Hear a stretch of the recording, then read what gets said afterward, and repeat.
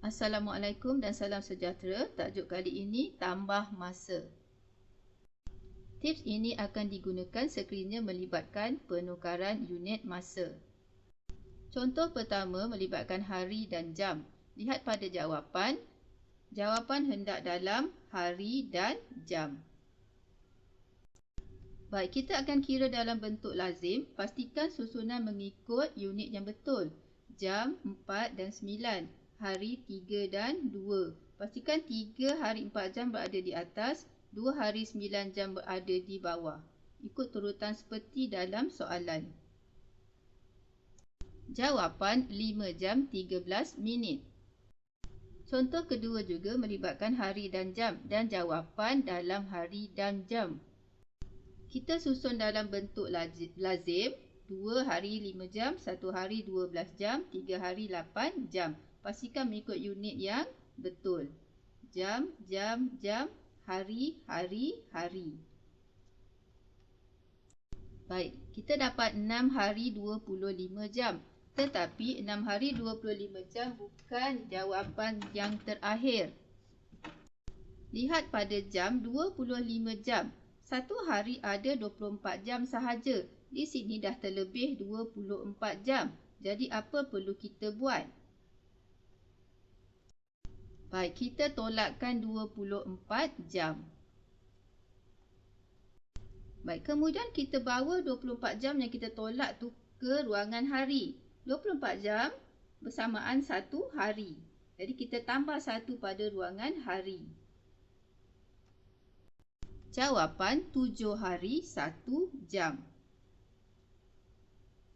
Contoh ketiga melibatkan unit minggu dan hari. Baik, kita susun dalam bentuk lazim untuk menambah. Di sini 4 minggu 5 hari. Sifar minggu 6 hari. Kenapa sifar minggu? Kerana tiada minggu di sini.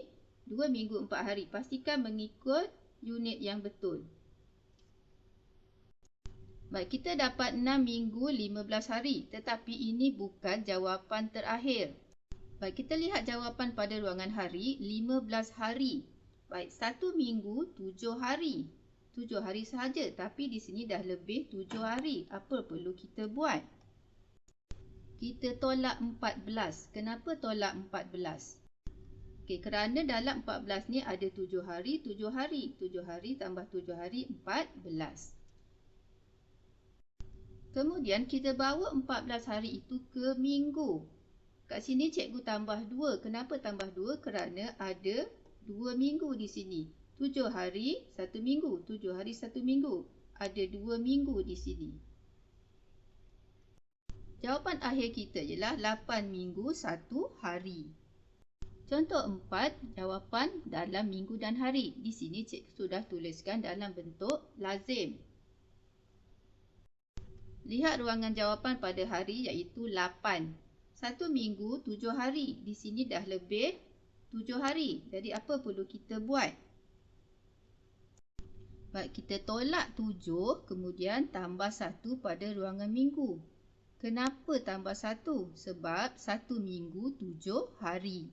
Kita bawa 7 yang kita tolak tadi tu, pindahkan ke minggu, dia bertukar menjadi 1 minggu. Jawapan 6 minggu 1 hari. Contoh kelima melibatkan unit tahun dan bulan. Di sini cikgu sudah susun dalam bentuk lazim.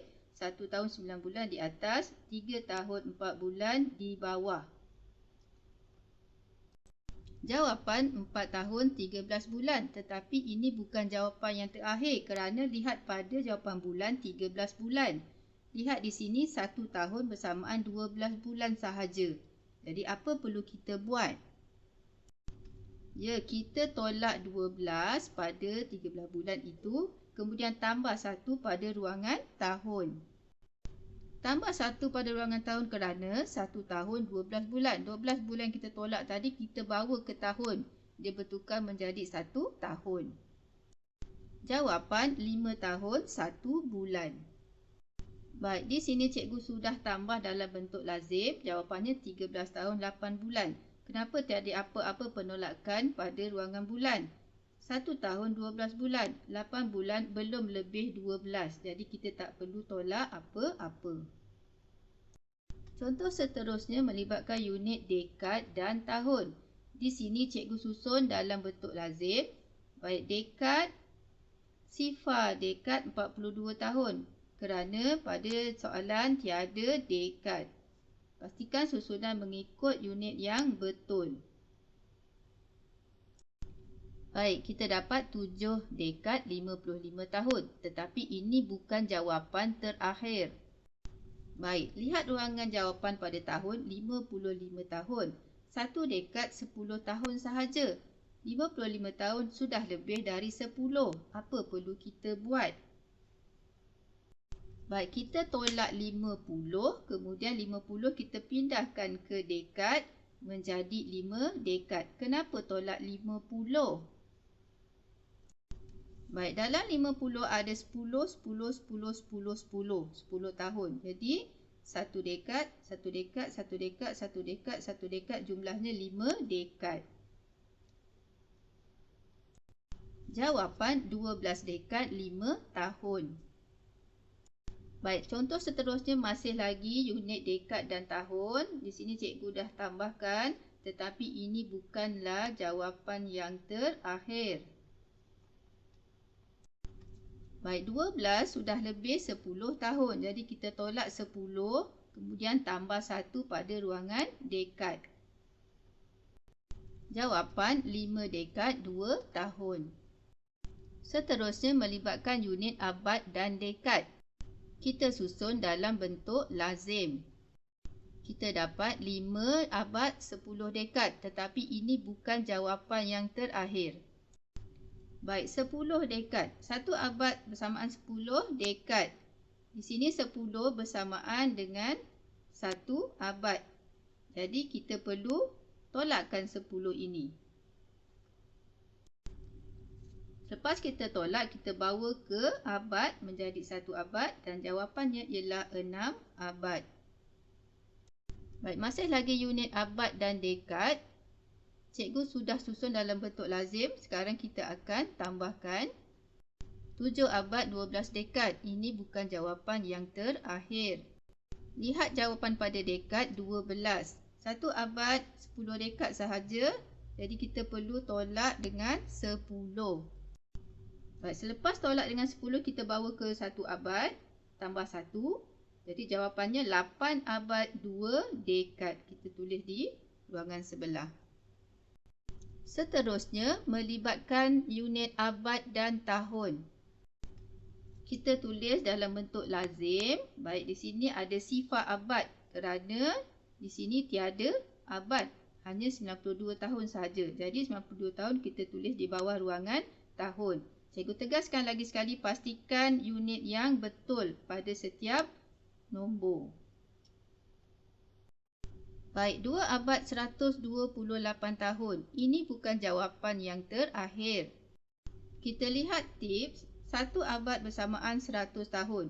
Di sini 128 sudah lebih 100 tahun. Jadi apa perlu kita buat? Ya, kita tolak 100 kemudian bawa ke abad menjadi 1. Jawapan 3 abad 28 tahun. Contoh seterusnya masih unit abad dan tahun. Kita susun dalam bentuk lazim. Baik, jawapan 3 abad 96 tahun. Kenapa tiada apa-apa penolakan di ruangan tahun? Kerana 1 abad 100 tahun. Di sini 96 kurang dari 100. Jadi kita kekalkan jawapan. Itu sahaja. Terima kasih.